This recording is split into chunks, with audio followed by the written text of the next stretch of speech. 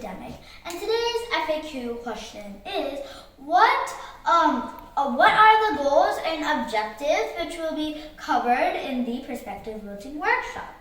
Well, the goals and objectives that will be covered in the perspective building workshop is to expand participants' perspective, gain a deeper understanding of the world, and to develop creativity and innovations.